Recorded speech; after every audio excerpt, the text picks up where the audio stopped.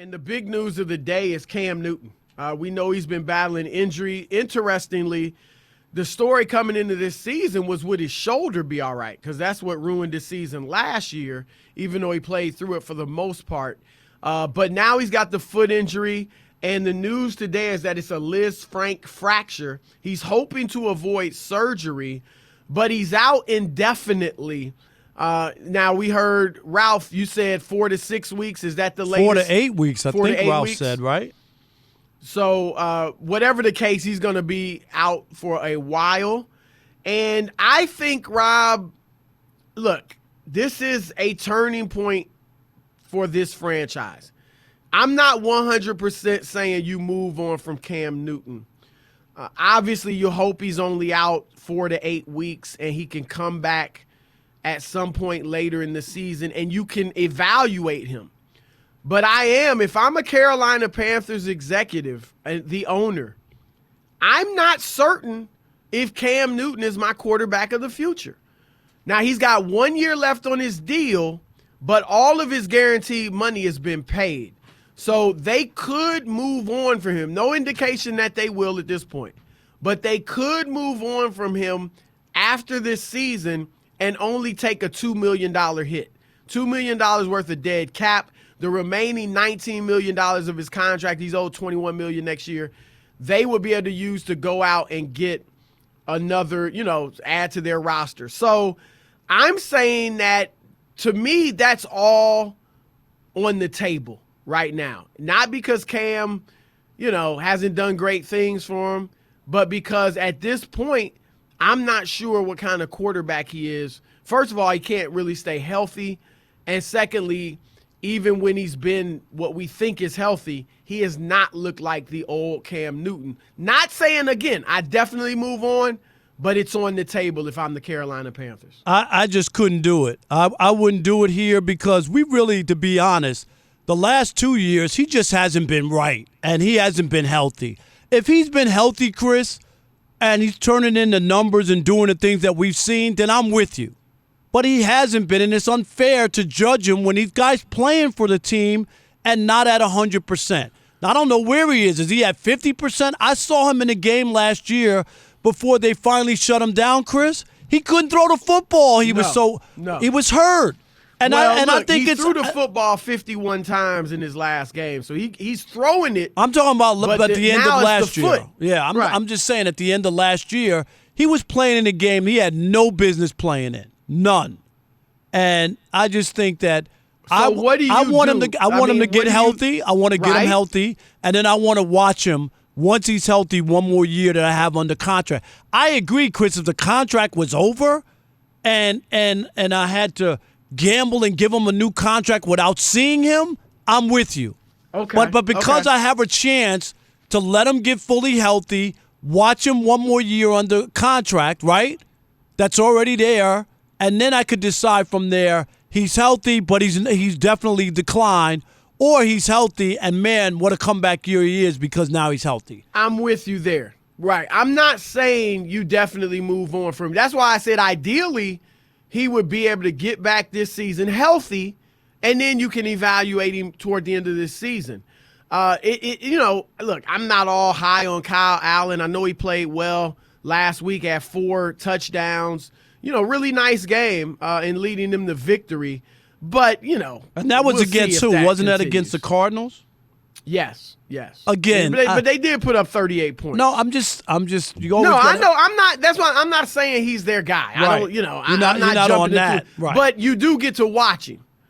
And then they drafted. Was it Will Grier? They drafted the rookie quarterback. So you see how he develops. But I do think if there's a light at the end of the tunnel, is that you do get to evaluate these other guys and see if they can potentially be your quarterbacks down the road. But I am with you. I would not – I want to see Cam again, but I'm not really – see, I thought you were going to say, like when you first start off, like you're not ready to move on. I thought you were ready to just say, all right, we're going to sign Cam to another big contract. Okay. No, I'm not doing that. I'm with you in that. I'm just saying it has to be on the table now, whereas, 3-4 months ago, even less than that, there was no thought really that Cam, I guess there was thought that you could move on from him. But I want to evaluate him more.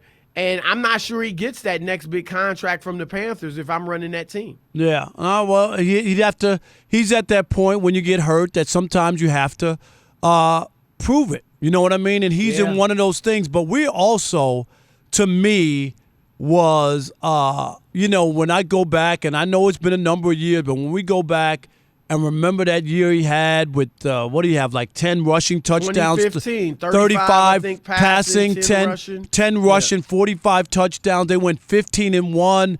They were the overwhelming favorite in the Super Bowl. Didn't happen. Denver's defense was better, and Cam had a terrible game.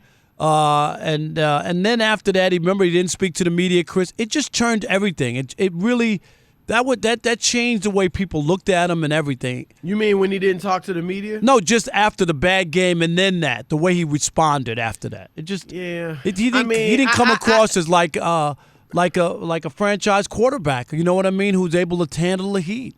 No, he didn't. I mean, I think that was something you could certainly move on from. I just think more so it's been his performance. He just hasn't been the same. We talked about it. He hasn't accounted for a touchdown in his last 4 games, rushing or passing.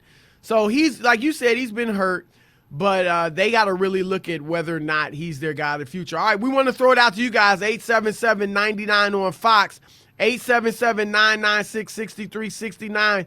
Is it time for the Carolina Panthers to move on from Cam Newton? Let's do that. Linwood in North Carolina. You're on the Odd Couple, Fox Sports Radio. What's up, Linwood?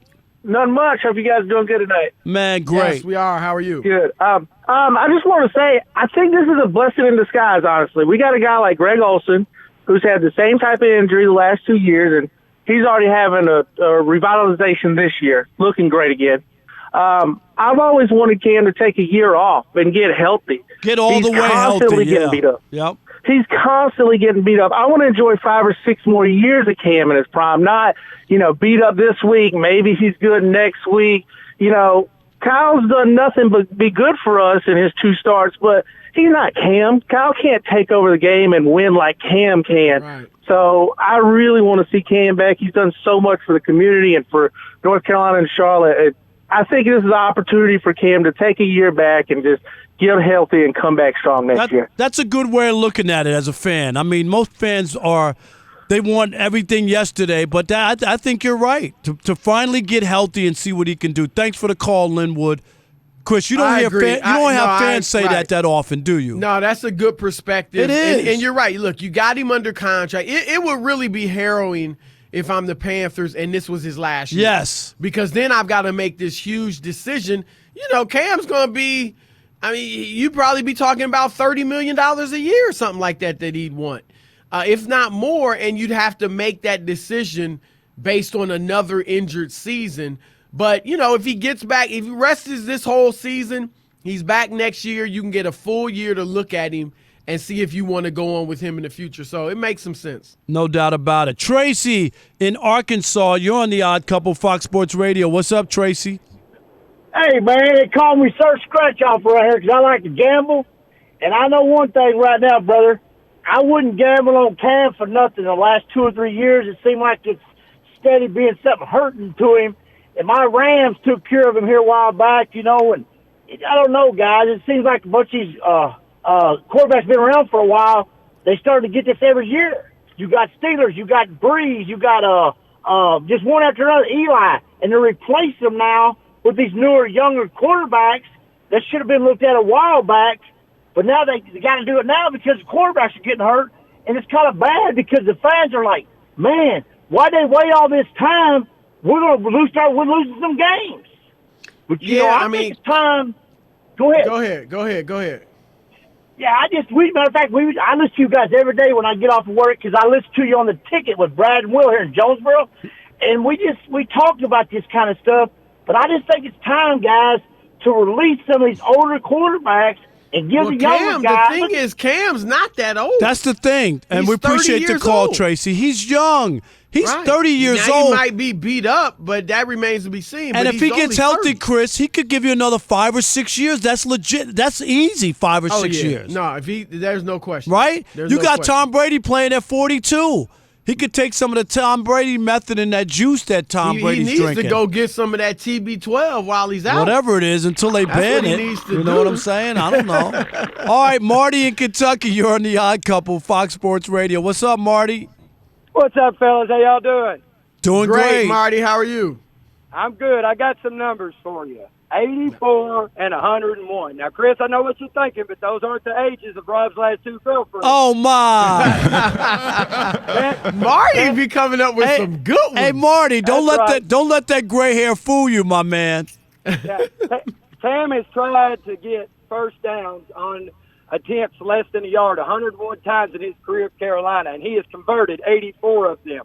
Now, Ron Rivera decided to run a trick play instead of let that man run a QB sneak with those numbers. And Yes. he chose not to audible. He agreed with it. So both of them men know that he's beat up, and I feel bad Right. for the guy because, in my opinion, he's been allowed to take a beating that other quarterbacks don't have to take. I don't feel like he's gotten the privileges of other quarterbacks in the league because of his size and athleticism. I do agree with you on that. I do There's too, no Marty. doubt about it because you mentioned it. The size, the athleticism, they kind of treat him like a running back. But those guys get beat up too, man. I mean, I think people think. Right, you're right. They in their career around this age, Yes. 30, or they at least slow down, and you're seeing that with Cam. We talked about it last week, Rob. He has run more than any other quarterback in NFL history, and he's taken some shots. And it remains to be seen if he is just damaged goods or if he can return to being what he used to be. But I want to see him and weigh that before I give him the big money if I'm Carolina. No doubt about it. Eddie in New York, you're on the Odd Couple, Fox Sports Radio. How you doing? What's up, fellas? I love your show. Just a new caller. And a Oh, listener. thank you, Eddie. Thank you. We appreciate you. Where are you in New York? Westchester County. Very nice. You know, and I've been listening to sports radio since '86, and you guys are very, very good. So Thank you, Oh, my man, We that's nice. appreciate Thank that. you. on Cam, basically, I think he's burnt out. He's mentally burnt out in Carolina, and I would make a call up Oakland and make a trade with the Raiders and for Carr, for Cam, and I think both organizations would be happy. Wow. I hear what you're saying. Fresh start for each guy. I'm just and the not Raiders- sure. I think the Raiders would take a shot on Cam. Only because I'm the Raiders not sure are if looking. I want Carr. Is Carr my Oh. guy if I'm Carolina? Yeah, I mean, yeah. are you so? You know what I mean? I got the same questions, different questions because he's not banged up like Cam. Right. But I got questions about him, whether or not he could be my franchise guy going forward. That's a good question. We squeeze in one more. Max in Georgia. You're on the Odd Couple, Fox Sports Radio. Hey, fellas, happy afternoon to you. I just wanted to say, to me, Cam and guys like Cam with that athleticism and that size and mobility, to me, they're kind of like the NBA big man in that it's not quite a dying breed, but it pretty much is because they're just so much of an outlier that it doesn't always benefit them. When they get hurt or they get banged up, to me, it's like Anakumpo. Like if you took his athleticism away from his game today, he's not going to be that dominant guy, and that's what's happened to Cam, and I feel for him. But watching this young rookie come out, I think he's going to have some trouble. They're lucky he can sit back and rest for a year, but I think you got to consider possibly dealing Cam. His numbers are all down since the Super Bowl year, except for interceptions are up. So I just think you got to keep your options open, guys. All right, Max, good call. Appreciate you. Yeah, that's a good call. I mean, Cam's never been the most accurate quarterback, even when he's at his best. So, yeah, that makes some sense. Obviously, his athleticism is a big part. Hey, Chris, speaking of White Shadow, right, we got Eric Mangini coming up. And, he casts a big shadow when he's hanging out at FS1 with us. Hey, Rob. Go ahead. You better look. You better look into some of that insurance. I'm coming out to California next week. Is that right? I'm probably going to force you into early retirement. Oh man! How you doing, Eric? Man, it's great to have you on the show. I'm doing great. How about you guys? Miss you guys. Awesome. Good. You know that we love being around you for sure. We are all good. Yes, yes, yes. Well, look, let's get right into it. We were just discussing earlier in our first segment, Cam Newton, and is he damaged goods? What's your take on him? Do you think just too many hits has, he's not the same player, or you think there's a good chance that he could get healthy, get some rest, and be the Cam Newton he used to be? Well, that's a really difficult question. There's that quote that I've heard and said a bunch of times where I've seen a lot of good young running quarterbacks, but not a lot of good old ones. Yeah. Because of the volume of hits that those guys take. And Cam worked really hard in the offseason. I was actually impressed by the things that he did in terms of his diet, his workout regimen, trying to change his throwing motion, trying to do things that would really help him in this part of his career. And it's hard to do when you get to his age, when you've had as much success as he's had. And my question going into the season was, even with the changed throwing motion, if things got tight, when you added tension to the situation, would he be able to stay with that motion, or would he go back to what made Cam, and then what made him so successful? And really haven't had a chance to answer that question because of where he is now.